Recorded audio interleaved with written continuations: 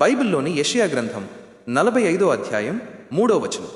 యెషయా 45 నుండి 3 నుండి తీసుకోబడింది. ఈ వాక్యానికి పూర్తి వివరణ మరియు దాని అర్థం ఇక్కడ ఇవ్వబడింది. వాక్యం: అంధకార స్థలములలో ఉంచబడిన నిధులను, రహస్య స్థలములలోని మరుగైన ధనమును నీకిచ్చెదను. దీనికి ముందు భాగం: పేరు పెట్టి నిన్ను పిలిచిన ఇశ్రాయేలు దేవుడనైన యెహోవాను నేనేయని నీవు తెలిసికొనున్నట్లు.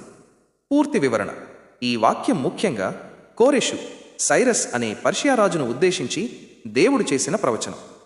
కోరెషు దేవుణ్ణి తెలుసుకోకపోయినా బాబిలోనియా చెర నుండి ఇశ్రాయేలీయులను విడుదల చేయడానికి దేవుడు అతన్ని తన సేవకునిగా, అభిషక్తునిగా, అనగా తన పని కోసం ప్రత్యేకంగా ఎన్నుకోబడిన వ్యక్తిగా వాడుకున్నాడు.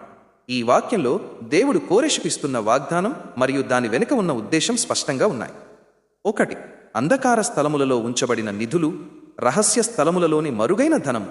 అర్థం: ఇక్కడ అంధకార స్థలములలో మరియు రహస్య స్థలములలో అనేవి ఆ రాజులు లేదా రాజ్యాలు శత్రువుల నుండి తమ సంపదను దాచిపెట్టిన, దాగి ఉన్న సంపదలను, నిధి నిక్షేపాలను సూచిస్తున్నాయి. పూర్వకాలంలో యుద్ధాలు వచ్చినప్పుడు లేదా దండయాత్రల భయం ఉన్నప్పుడు రాజులు తమ అత్యంత విలువైన బంగారాన్ని, వెండిని, రత్నాలను చీకటి ప్రదేశాలలో, భూమిలో లేదా పటిష్టమైన గదులలో రహస్యంగా దాచిపెట్టేవారు. వాగ్దానం: దేవుడు కోరెషుకు ఆ సామ్రాజ్యాలను జయించడంలో సహాయం చేసి మరెవ్వరికీ తెలియని, దాగి ఉన్న ఆ గొప్ప సంపదనంతా అతనికి దొరికేలా చేస్తానని వాగ్దానం చేస్తున్నాడు.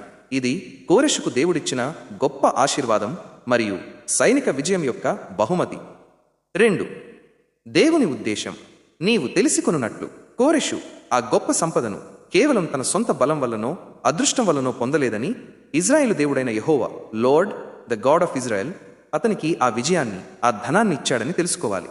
తానే యెహోవా కోరెషును పేరు పెట్టి పిలిచానని, వ్యక్తిగతంగా ఎన్నుకున్నానని, అతన్ని తన ప్రణాళిక కోసం వాడుకుంటున్నానని కోరెషు గ్రహించడం ఈ వాగ్దానం యొక్క అంతిమ ఉద్దేశం. సారాంశం: ఈ వాక్యం యొక్క వివరణ కోరెషు విషయంలో స్థూలంగా చెప్పాలంటే, నేను దేవుడు, నీకు తెలియని, ఎవరికీ దొరకని గొప్ప సంపదలను ఇస్తాను. దాని ద్వారా నిన్ను పేరు పెట్టి పిలిచినది, నీకు ఈ విజయాన్ని ఇచ్చినది నేనే, యెహోవా అని నీవు తెలుసుకుంటావు అని అర్థం. నేటి ఆత్మీయ అనువర్తనం: ఈ వచనాన్ని నేటి విశ్వాసులు తమ జీవితాలకు ఆపాదించుకోవచ్చు. దేవుడు తన పిల్లలకు కూడా శ్రమల లేదా అంధకార సమయాలలో, కష్టకాలాలలో కూడా దాగి ఉన్న ఆశీర్వాదాలను, అద్భుతమైన సహాయాన్ని, తెలివిని మరియు ఆత్మీయ సంపదను, దేవుని జ్ఞానం, కృప ఇస్తానని, దాని ద్వారా దేవుని యొక్క అధికారాన్ని, వ్యక్తిగత ప్రేమను మరియు నమ్మకత్వాన్ని మనం అనుభవపూర్వకంగా తెలుసుకోవాలని దీని భావం.